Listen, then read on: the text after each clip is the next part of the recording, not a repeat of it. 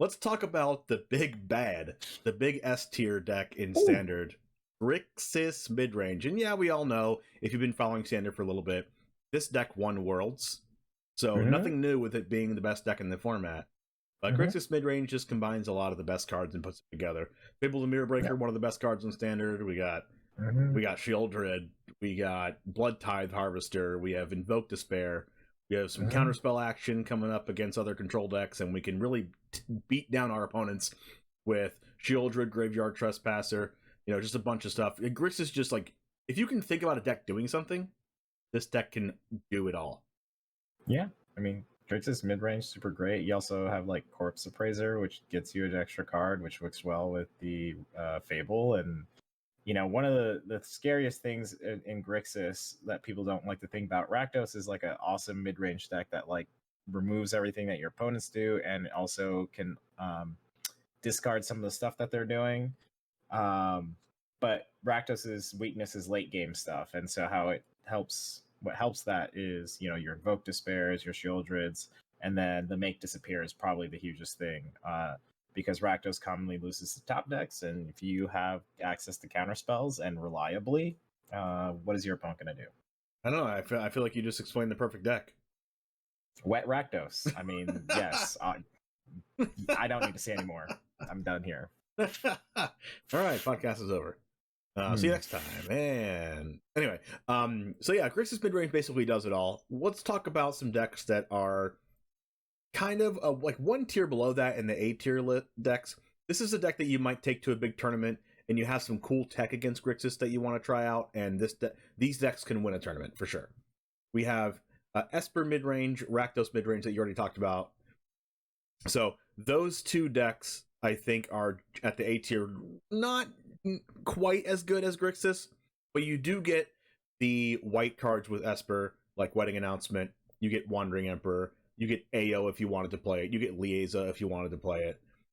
You get a lot of good sideboard cards like Destroy Evil that you can play in the sideboard. There's a lot of cards you can play in white. The mana is it's exactly the same as Grixis.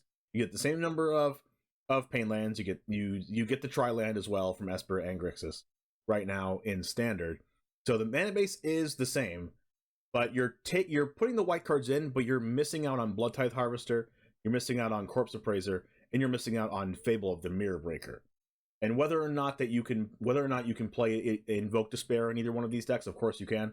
But that big miss with Fable of the Mirror Breaker changes a lot of things from how your opponent can play against you, and it's kind of like a hit or miss. If you have your Wedding Announcements and your Fiend and your Wandering Emperor, but it comes at the price of not being able to play Fable of the Mirror Breaker. Yeah, I think also looking at the color pips, this is more pip intensive. When I say color pips, you have certain like mana that you need to pay in order to make the spells work.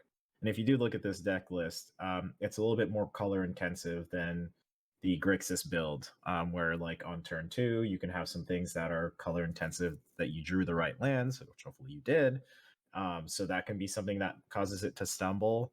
And then, Grixis and some other decks have found ways to maybe exploit some of the things that Esper is doing. So I think that's probably why we see it take a step down, even though, I mean, I think there's a chance of it getting back up there in win percentage, because although Grixis won the World Championships, Esper Midrange had a win percentage that was higher than Grixis Midrange at that tournament. So I don't know. I think it's still something to keep your eye on. And I think between Esper and Grixis, it could be they could both be doing a little bit of swapsies as far as which one's S tier. Right. One big thing that Esper has that kind of Grixis has with Fable the Mirror Breaker is Rafine, letting you churn through your deck and getting that draw discard and getting into the cards you need is very valuable. But the Grixis with Fable the Mirror Breaker is a little bit harder to interact with than Rafine is. Rafine has Ward 1, which is not nothing.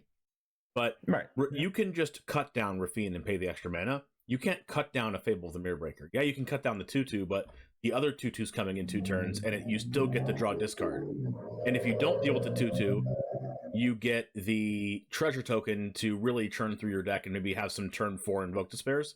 So I think Grixis might edge out Esper because you get the almost guaranteed churn through your deck with Fable than you do with Rafine, and you also get the chance to turbocharge your deck with treasure tokens.